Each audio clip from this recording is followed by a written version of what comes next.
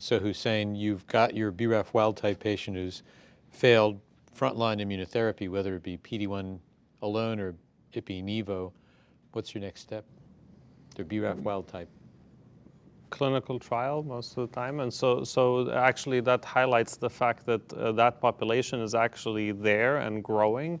You know, we can have great responses for most of our patients, and at this point we're probably giving long-term benefit to about half of our metastatic patients, but there's the entire other half that continues to have no options.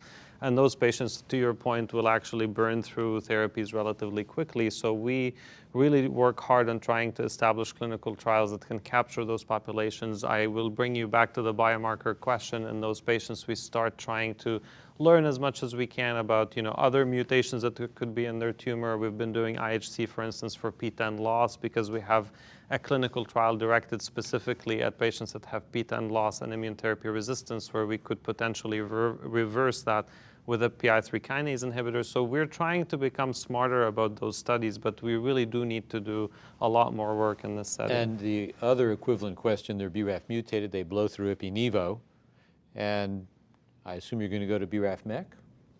Well, that's a standard of care. That is therapy that's proven to improve overall survival, and that can give long-term durable responses. And so in those patients, that you know, that would be my usual approach. Again, I'm very clinical trial inclined, so most of my clinical trials are going to be BRAF-MEK combinations based on BRAF-MEK and then add something else to them. But you know, if you fail immunotherapy up front and you're BRAF mutated, we owe it to our patients to consider BRAF therapy for the long-term potential outcomes. And the last metastatic question, Omid, any place for high-dose IL-2? It's a drug that was approved, I think, in 1998. It's 20 years ago. Do you use it? Does anybody use it? Is there a place for it? Well, I would say that the place that I think about using IL-2 is with some of these adoptive T-cell therapies. And there are clinical trials looking at bringing adoptive T-cell to the masses. There is a trial through Iovance where the tumor harvest is done locally. It's sent, the TILs are grown, the patient is admitted. Then they get the TIL therapy and IL-2. That makes a lot of sense for those patients who have not responded to anything. They have blown through and they have exhausted their targeted options and their immuno options. So that's where I look for it. I wouldn't know and have never come across a patient that has gone through everything and has the performance status to get high-dose IL-2 in the 3rd or 4th line.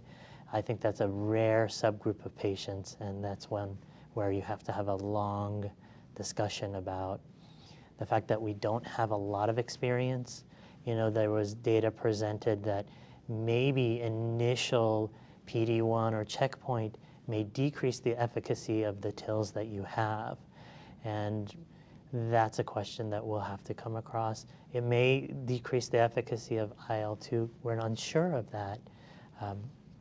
But I think for traditional high-dose IL-2, it would have to be someone with such a good performance status that they could withstand it, but not the time to undergo some form of TIL procedure.